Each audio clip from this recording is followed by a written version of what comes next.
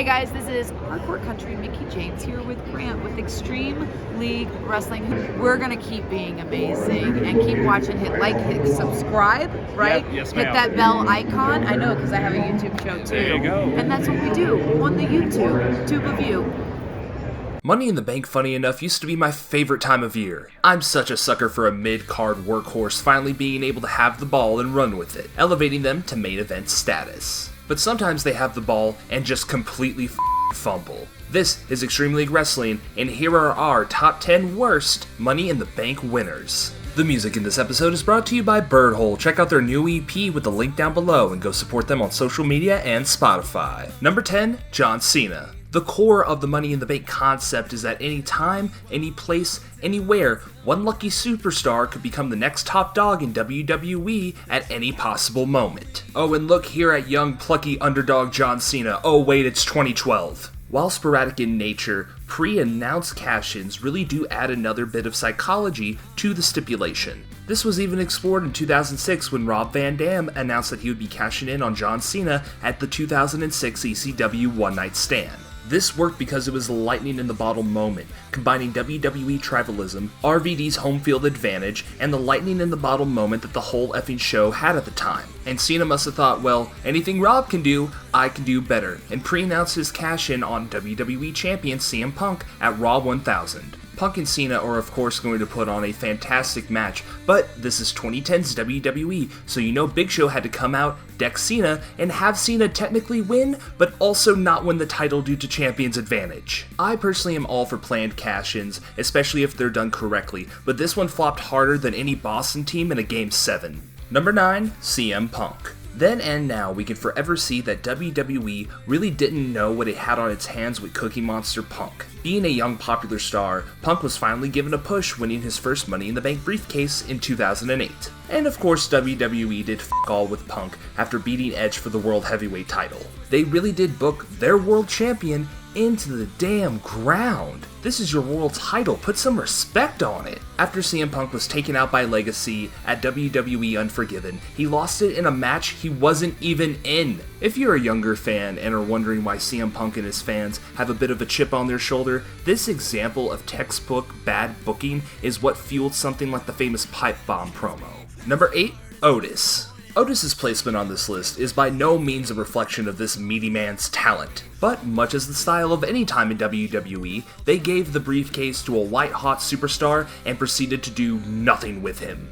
After coming off of a romance angle with Mandy Rose, which really was one of the best storylines in 2020, you would want to keep that momentum going for your new star, right? So on the surface, a Money in the Bank win just makes sense for Otis. But with his character being rooted in comedy, it didn't really seem like Otis was going to be ready character-wise to be in a main event spot. An interesting idea was floated in interviews by the Heavy Machinery member, saying that he and Tucker could go after the tag titles with the briefcase. But the Money in the Bank contract was primarily always used for the world title picture, so this seems super out of place and probably was never going to happen anyway.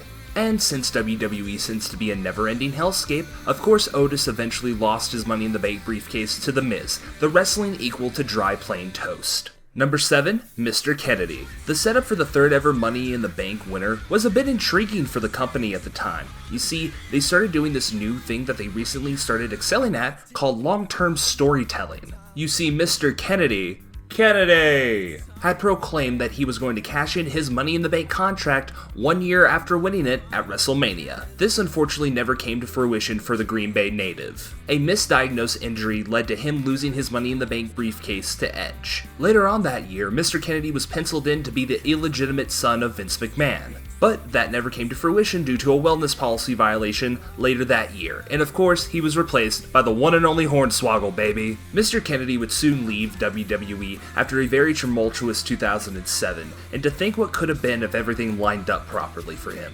Number 6, Jack Swagger. Oh, the All-American American. What a strange fever dream 2000's WWE was. With all due respect to the now Jake Hager in AEW, the man definitely has the physical prowess to be a professional wrestling star. But at this point in his young career, he was way too green on the mic and in the charisma department to really be a proper world champion. The reign that preceded his cash-in was underwhelming and forgettable to say the least. So, if we've learned anything from Jack Swagger, it is this: a purple hat fixes everything. Number 5, Austin Theory.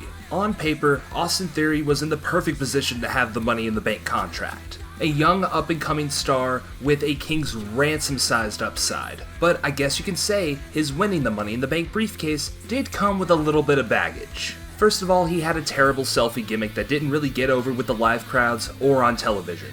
Number 2 would probably be Vince McMahon's on-air co-sign of Austin Theory, which, your boss having confidence in your abilities at your job is perfectly fine, but this is 2022 Vince McMahon.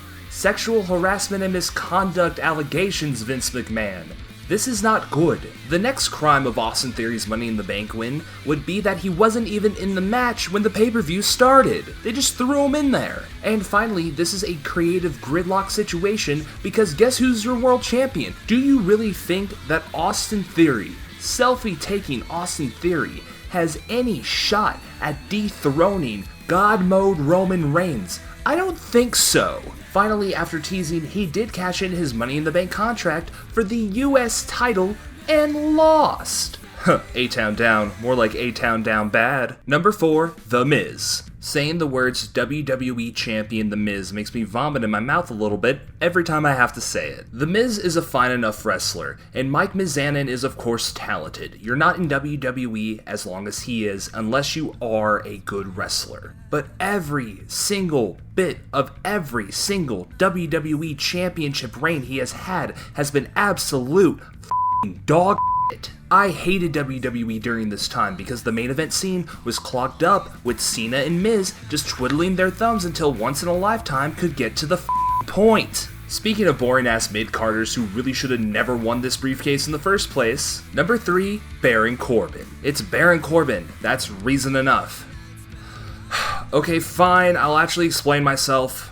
Preferably for me, I like having a heel hold the Money in the Bank briefcase. There's just more room for creativity and storytelling for someone who's a bit of a chicken shit. So having the Lone Wolf in this position in 2017 made perfect amount of sense and was not offensive at all. Wait a minute, 2017, what was the main event scene like in WWE? Ah, son of a bitch! I keep forgetting for over 100 days we were all hindered by gender. Not only did we get to experience one of the worst WWE title reigns, we also got to see one of the worst Money in the Bank cash-ins of all time. Baron Corbin is of course feuding with John Cena at the time, so he comes out during his match against Jinder Mahal, costs John Cena the match, and then on a weakened Jinder decides to cash in his briefcase. Simple enough, right? Cena then costs Baron Corbin his match, meaning that Jinder Mahal is still WWE Champion. 2017 was really a hellscape of a year when I want Baron Corbin to beat Jinder Mahal for the WWE title just so we can be done with this. Why am I in this timeline? Number 2, most women Money in the Bank winners. Women's wrestling has truly grown leaps and bounds since the Attitude Era. With the introduction of the Women's Money in the Bank match and other male-centric stipulations, it finally felt like the women's division was going to be taken seriously. And while the men's time with the Money in the Bank concept has told a varying amount of stories, every single woman who has won this match since 2018 has cashed in either the same night or the night after Money in the Bank. The anytime, anyplace, anywhere caveat to the Money in the Bank contract made same day and next day cash-ins a bit of a novel idea in the early years of the match. But this is just incompetence, that for 6 years, you couldn't build one story to where these women could hang on to the briefcase for at least a week? This type of hot potato briefcase to title booking takes the uncertainty, the anticipation of Money in the Bank, the thing that makes it great, and just throws it out the window. Why not do the most WWE thing in the world and create a moment? Have them cash in at the Royal Rumble, have them cash in at WrestleMania, Survivor Series, SummerSlam, something. I just want you to try. And our number 1 pick for the worst Money in the Bank winner goes to Carmella. And of course, Carmella there is in the biggest quotations possible, because legitimately, the first ever women's Money in the Bank ladder match was won by a f***ing man. Not to also mention, the man who won it was James f***ing Ellsworth. I do not care that they redid the match on SmackDown. This should have never happened in the first place. Why doesn't Vince want us to have nice things? WWE at the forefront of the laziest feminism possible. And that is our list for the worst Money in the Bank winners of all time. Who do you think is the worst Money in the Bank winner of all time? Who do you think is the best? Let me know in the comments down below. Don't forget to like, subscribe, and hit that notification bell so you don't miss our next upload. This has been Extreme League Wrestling, and we'll catch you next time.